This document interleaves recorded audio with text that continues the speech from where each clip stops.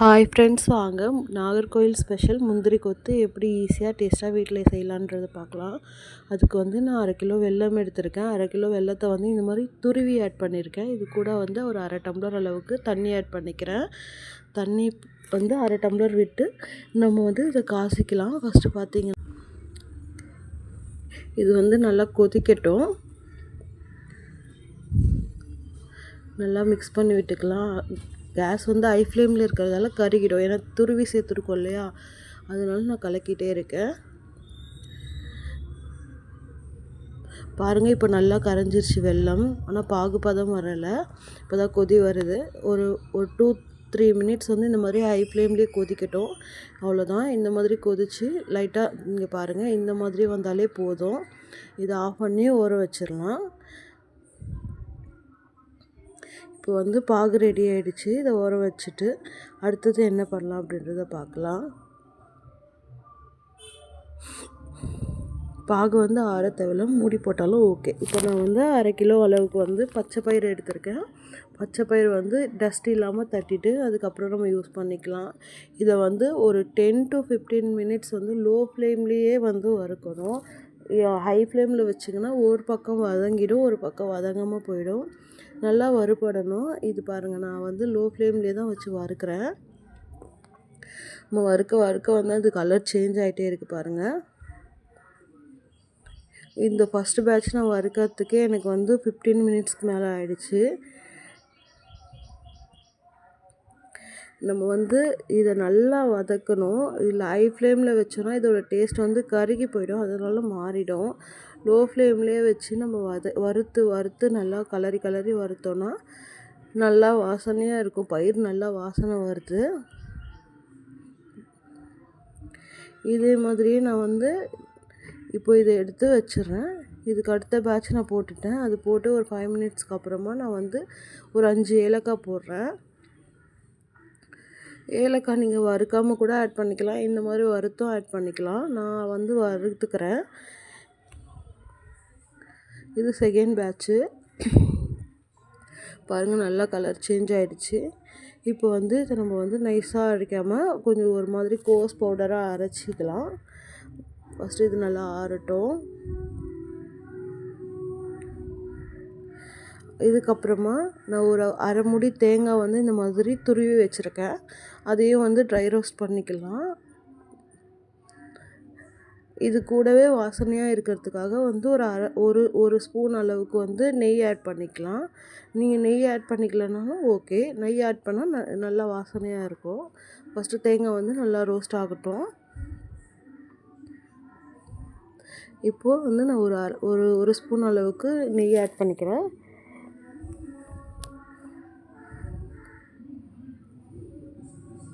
நெய் போட்டதும் வாசனை செம்மையாக கமகமன்னு வரும், உங்களுக்கே தெரியும். பாருங்கள், நல்லா ரோஸ்ட் ஆகணும், கலர் சேஞ்ச் ஆகணும். தேங்காயோட கலர் வந்து சேஞ்ச் ஆகணும், அப்போ தான் நல்லாயிருக்கும். ஏன்னா நம்ம வந்து இதை ஃப்ரிட்ஜிலலாம் வைக்க போகிறது இல்லை, வெளியிலேயே தான் வச்சு சாப்பிட போகிறோம். ஸோ அதனால் வந்து நம்ம தேங்காய் கொஞ்சம் ஈரமாக இருந்துச்சுன்னா கூட அந்த ஸ்டஃபிங் வந்து சீக்கிரமாக கெட்டு போகிறதுக்கு வாய்ப்பு இருக்குது. தேங்காய் வந்து நல்லா வறுத்துக்கலாம். நல்லா வறுத்து கலர் டோட்டலாக கோல்டன் ப்ரௌன் ஆகணும். அது பாருங்கள், இந்த மாதிரி ஆகிடுச்சு. இப்போ பார்த்தீங்கன்னா உங்களுக்கே தெரியும், இதில் தண்ணியும் இல்லை, எதுவுமே இல்லை. இப்போ நல்லா வதங்கியிருக்கு. இன்னும் ஒரு 2-3 மினிட்ஸ் நல்லா ட்ரை ரோஸ்ட் பண்ணிக்கலாம். பாருங்கள், ஃபுல்லாகவே கலர் சேஞ்ச் ஆகிருக்கு, சூப்பராக சேஞ்ச் ஆகிடுச்சு. செம்ம வாசனையாக இருக்குது ஃப்ரெண்ட்ஸ். சீரியஸ்லி நீங்களும் கண்டிப்பாக ட்ரை பண்ணி பாருங்கள்.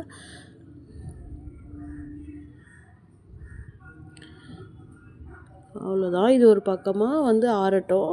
இப்போ நம்ம ஆல்ரெடி வந்து வறுத்து வச்சுருந்தோம் இல்லையா பச்சை பயிறு, அது நல்லா கொஞ்சம் ஆறட்டும். ஆறுனதுக்கப்புறமா கொஞ்சம் கொஞ்சமாக வந்து மிக்ஸி ஜாரில் ஆட் பண்ணி நம்ம அரைச்சிக்கலாம்.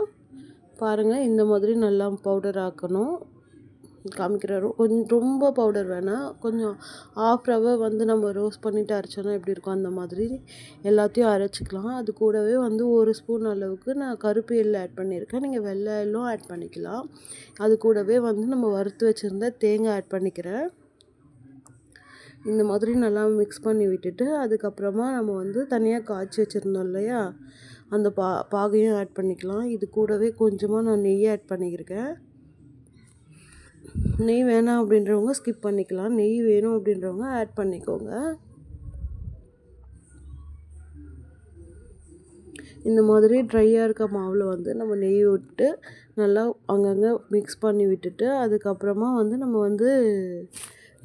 பாகு காய்ச்சி வச்சுருக்கோம், பாகு காய்ச்சி வச்சுருக்கோம் இல்லையா, அதை ஆட் பண்ணிக்கலாம். இது கொஞ்சம் சூடாக இருக்குது, அதனால நம்ம கரண்டி யூஸ் பண்ணிக்கலாம். பாகு வெல்லம் தான் நான் வாங்கியிருக்கேன், அதனால நான் வந்து வடிகட்டிக்கிறேன். அதில் எதுவும் டஸ்ட்டு இல்லை, இருந்தாலும் நான் வடிகட்டிக்கிறேன்.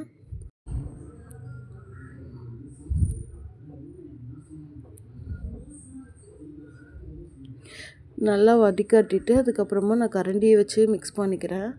ஏன்னா சூடாக இருக்குது ரொம்ப, அதனால் வந்து நீங்களும் செய்யும்போது கேர்ஃபுல்லாக செய்யுங்க. இந்த மாதிரி பாகு வந்து கொஞ்சம் கொஞ்சமாக ஆட் பண்ணி நம்ம எல்லா இடத்துலையும் ஈவனாக ஸ்ப்ரெட் ஆகிற அளவுக்கு நல்லா கொஞ்சம் கொஞ்சமாக மிக்ஸ் பண்ணி விட்டுக்கலாம். கண்டிப்பாக கை வைக்காதீங்க, சூடாக இருக்கும். நம்ம சுட மிக்ஸ் பண்ணி உருண்டை பிடிக்கும் போது தான் அது கொஞ்சம் வந்து ஸ்ட்ராங்காக இருக்கும், இல்லைன்னா உருண்டை வந்து உடஞ்சிரும். அதனால தான் சுட செய்கிறோம். இந்த மாதிரி நம்ம வீட்டில் ஏதோ விசேஷ நாட்களில் வந்து ட்ரெடிஷ்னலாக நம்ம இந்த மாதிரி வந்து ஒரு ஸ்நாக்ஸ் ரெசிபி செய்யும்போது கண்டிப்பாக அது எல்லாருக்குமே பிடிக்கும். நீங்களும் ட்ரை பண்ணி பாருங்கள். இது நான் செகண்ட் டைம் ட்ரை பண்ணுறேன். கண்டிப்பாக என்னோடய ஃபேமிலிலையும் எல்லாருக்குமே பிடிச்சிருந்துச்சு. நீங்களும் ட்ரை பண்ணி பாருங்கள். உங்களையும் வந்து எப்படி செஞ்சிருந்தா கேட்பாங்க. அந்தளவுக்கு டேஸ்ட் நல்லாயிருக்கும். பாருங்கள், என்னால் கையில் எடுக்க முடிகிற அளவுக்கு தான் நான் எடுத்திருக்கேன். அப்போயும் சூடு இருக்குது, அதனால் நான் வந்து கரண்டிலேயே மிக்ஸ் பண்ணிக்கலாம் அப்படி சொல்லிட்டு கரண்டிலேயே மிக்ஸ் பண்ணிக்கிறேன். இந்த மாதிரி ஈவனாக எல்லா இடத்துலையும் வெள்ளைப்பாகு ஸ்ப்ரெட் ஆகிடுச்சு. அவ்வளோதான். இப்போ நான் இதை வந்து உருண்டை பிடிச்சி வச்சிடலாம். உருண்டை பிடிச்சி ஒரு 1 hour வந்து ரெஸ்ட் கொடுத்து வச்சிடலாம். கையில் எடுக்க முடிகிற அளவுக்கு சூடு பொறுக்கிற அளவுக்கு நம்ம வந்து இந்த மாதிரி குட்டி குட்டி பால்ஸ் வந்து க்ரியேட் பண்ணிக்கலாம். பாருங்கள், இந்த சைஸ் நான் பால்ஸ் எடுத்துருக்கேன். மொத்தமாக எல்லாமே பிடிச்சதுக்கப்புறமா நான் காமிக்கிறேன் பாருங்கள். இப்போது இதுக்கு மேலே இருக்க கோட்டிங் நம்ம ரெடி பண்ணிக்கலாம். அதுக்கு வந்து நான் ஒரு 1/2 கப் அளவுக்கு அரிசி மாவு தான் எடுத்திருக்கேன். அது கூடவே 1 ஸ்பூன் அளவுக்கு மைதா மாவை ஆட் பண்ணிக்கிறேன்.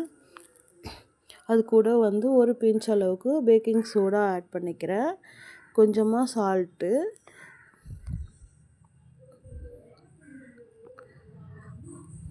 இது கூடவே கலருக்காக வந்து நான் மஞ்சள் பொடி ஆட் பண்ணியிருக்கேன்.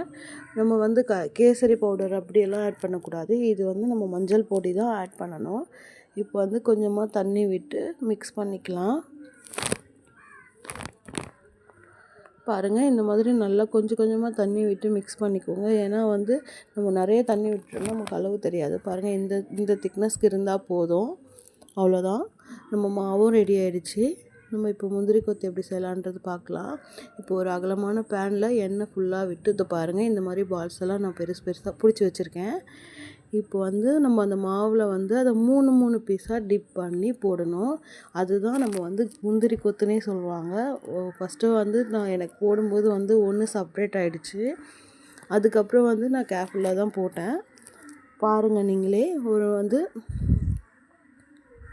நான் வந்து அடுத்த பேட்ச்லாம் வந்து கரெக்டாக போட்டிருக்கேன். 3 அது அப்படியே செட்டாக தான் இருக்குது. அவ்வளோதான் ஃப்ரெண்ட்ஸ், நம்மளோட முந்திரி கொத்து நல்லா கொதிக்குது. இதோட திக்னஸ் அந்த மேலே போடுற கோட்டிங் எப்படி இருக்கணும் அப்படின்னா, நம்ம வந்து இந்த முட்டை ஓடு இருக்குல்ல, அதை நம்ம வாயில் வச்சு கடிச்சு ஃபீல் எப்படி இருக்கும், அந்த கடிக்கும்போது எப்படி இருக்கும், அந்த சவுண்ட் வந்து வரணும். அப்போது தான் வந்து அது கரெக்டான பதத்தில் இருக்குது. அதே மாதிரி அந்த கோட்டிங் வந்து நல்லா இருக்கும். நல்லா என்ன சொல்கிறது, அந்த ஒரு 5 days 6 days நீங்கள் வச்சிங்கன்னா கூட அந்த கிறிஸ்பினஸ் அப்படியே இருக்கும். வந்து நமுத்து போகாது, அவ்வளோ சூப்பராக இருக்கும். அவ்வளோதான், நம்மளோட சூப்பரான முந்திரி கொத்து வந்து ரெடி ஆகிடுச்சு. இதே மாதிரியே நம்ம எல்லாத்தையும் போட்டு எடுத்துக்கலாம். நீங்களும் கண்டிப்பாக ட்ரை பண்ணி பாருங்கள். ட்ரை பண்ணி பார்த்துட்டு எப்படி இருந்துச்சுன்னு சொல்லுங்கள். என்னோடய வீடியோஸ் உங்களுக்கு பிடிச்சிருந்துச்சுன்னா மறக்காமல் என்னோடய சேனலை சப்ஸ்கிரைப் பண்ணிக்கோங்க. மறக்காமல் என்னோடய சேனலை சப்ஸ்கிரைப் பண்ணிவிட்டு பாருங்கள், ஷேர் பண்ணுங்கள். நீங்களும் இதை செஞ்சிங்கன்னா கமெண்ட் பண்ணுங்கள், எப்படி இருந்துச்சுன்னு சொல்லுங்கள். நீங்கள் எப்படி செய்வீங்கன்னு எனக்கு சொல்லுங்கள். அவ்வளோதான். தேங்க்யூ ஃபார் வாட்சிங். Thank you friends.